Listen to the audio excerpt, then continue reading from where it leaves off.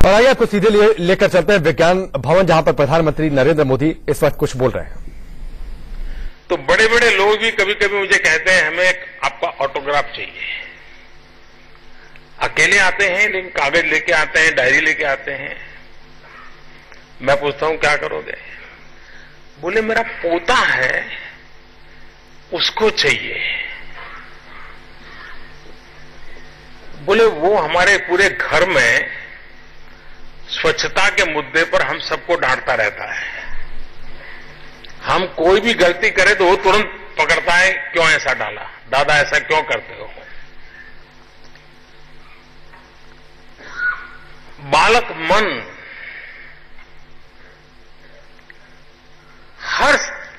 सब दूर से खबर आती है कि बालक मन में ये संस्कार स्थिर होते जा रहे हैं। इसका मतलब ये हुआ कि स्वच्छता अभियान बहुत कम समय में अपनी जड़ें जमाने में सफल हुआ है।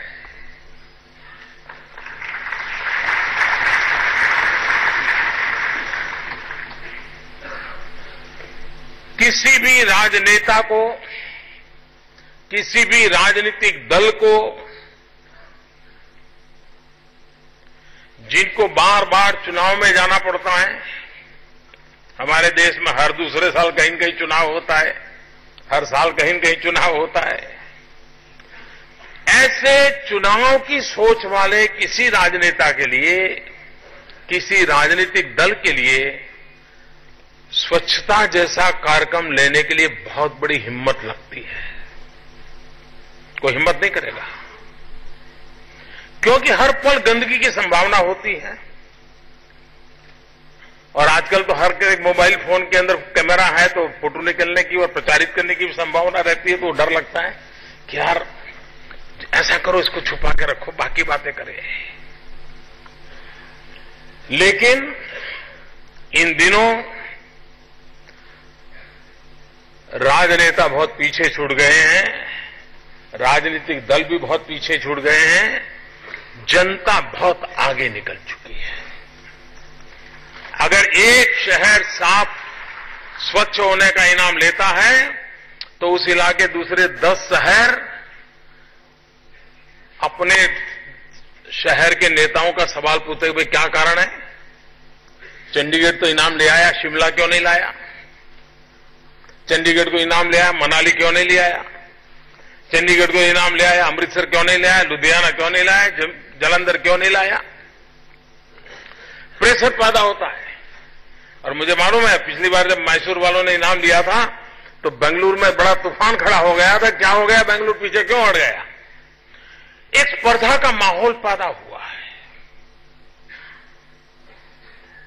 और ये स्पर्धा का माहौल इच्छा से भी अनिच्छा से भी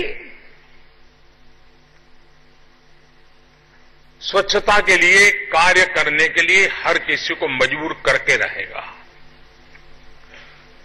आमतौर पर सरकार कोई कार्यक्रम लाए तो मीडिया का पहला काम होता है, अच्छा ये लेके आए वो देखते हैं। ये पहला कार्यक्रम मैंने देखा कि जिसको अगर मेरे से भी ज्यादा किसी ने प्रमोट किया हो तो मीडिया के मित्रों ने किया है, और सकारात्मक रूप से किया है। इसका मतलब यह हुआ कि इस विषय पर हर किसी के मन में कुछ न कुछ तो बीज पड़े थे। भारत विशाल देश है, विविधताओं से भरा हुआ देश है, और हमारी आदतें भी बड़ी कमाल की है जी। हम ऐसे लोग हैं, घर में मेहमान आने वाले हो तो आने से पहले सब ठीक ठाक करने लगते हैं। चीजें थोड़ी दिखती हो तो अगल बगल में जगह छोटी जगह हो तो ऊपर एक चादर उड़ा देंगे, है सब कोई करते हैं। लेकिन वही लोग अपने गांव में जो अच्छे से अच्छी खुली जगह हो खुलापन अच्छा लगता हो, उसी को कूड़ा कचरा फेंकने की पसंदगी का सबसे पहला टारगेट होता है। हर गांव में देखिए, जो अच्छे से अच्छा खुला मैदान होगा, उसी पर गांव का कूड़ा कचरा फेंकने का मजा आता है। घर में छुपाने का मजा आता है, गांव में शहर के बीचों बीच ढेर करने का मजा आता है। क्यों? हमें ये लगता ही नहीं है, और हम लोगों का स्वभाव है, 20 साल पुराना स्कूटर हो, अब कलर भी बचाना हो, स्पेयर पार्ट भी बदलते बदलते सब नए आ गए हो, लेकिन फिर भी सुबह उठ करके कितने ही बड़े बाबू क्यों ना हो, बराबर घिस घिस करके स्कूटर को साफ करते हैं, क्योंकि मेरा स्कूटर है। लेकिन बस में जाते हैं, कोई साथी मित्र बगल में बातचीत करने वाला नहीं है, बैठे हैं, तो धीरे से हाथ सीट के नीचे जाता है, उंगली से धीरे धीरे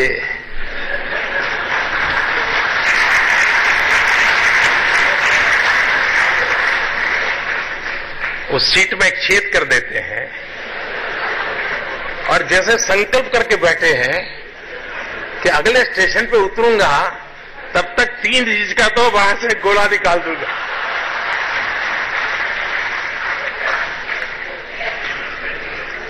इसमें से कोई नहीं होगा जिसने ये काम न किया हो।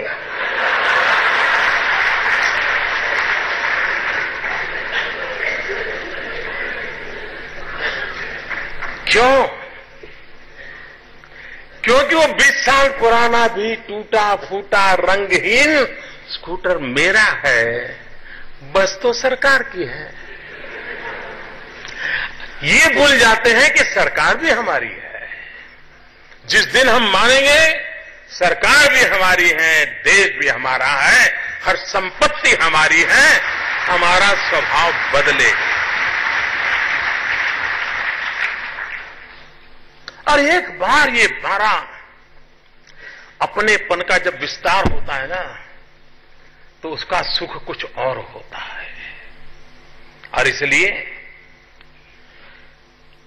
स्वच्छता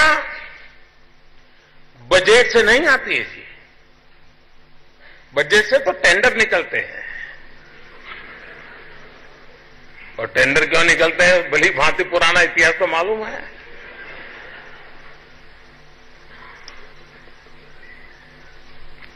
अगर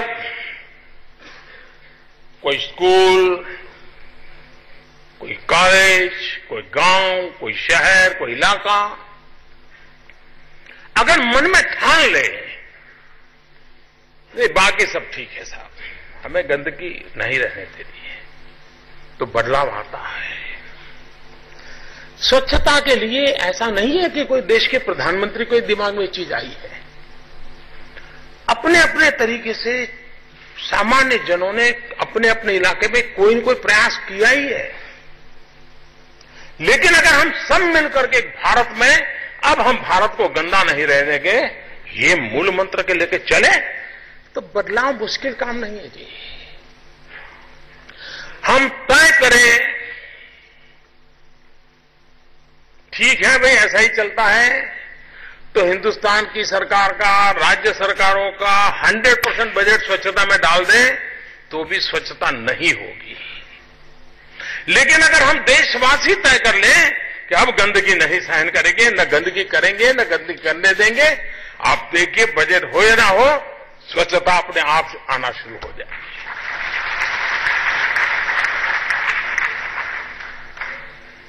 मुझे एक बार एक आंगनवाड़ी में जाने का अवसर मिला। अब आंगनवाड़ी में गरीब बस्ती के बच्चे आते हैं, और वहां जो आंगनवाड़ी वर्कर थी, शायद 5वीं 7वीं कक्षा पढ़ी होगी, ज्यादातर गरीब परिवार से होते हैं वो महिलाएं जो काम करती हैं। हम लोगों को मालूम है हमारे देश में कितने भी अमीर परिवार क्यों न हो, लेकिन अगर साड़ी वगैरह पुरानी हो जाती है तो रखे रखते हैं, इंतजार करते हैं कोई प्याला बरनी बेचने वाला आएगा तो बदले में बर्तन लेंगे। कितना ही सुखी परिवार हो। इंतजार करते हैं कि साड़ी रखे रखो, वो बर्तन बेचने वाला आएगा तो साड़ी के, पुरानी साड़ी के बदले में बर्तन मिलेगा। उस आंगनवाड़ी की गरीब बहन ने क्या किया, अपनी इस पुरानी साड़ी के टुकड़े किए, छोटे छोटे हैंडकरचीफ बनाए और आंगनवाड़ी के बच्चे जब स्कूल आते थे तो वो सेफ्टी पिन से उनको लगा देती थी वो हैंडकरचीफ, और बच्चों को सिखाया था कि नाक वगैरह साफ करना है तो ऐसे करना। अपनी साड़ी बेच करके उसको कोई बर्तन मिल सकता था, लेकिन उसने, और हर दिन शाम को जब बच्चे वापस जाते थे तो खुद उन हैंडकरचीफ को वापस लेती थी, घर ले जाकर के धोती थी, दूसरे दिन सुबह ले आती थी, बच्चों को फिर टांग देती थी। बच्चों की आदत स्वाभाविक बन गई थी। और अगर किसी बच्चे को, कोई मुझे बताए क्या बजट लगा क्या, यही काम हैंडकरचीफ देने का हुआ होता तो न जाने कितने मंत्री कहीं कहां कहां पहुंच गए होते। कहने का तात्पर्य यह है कि इस समस्या का समाधान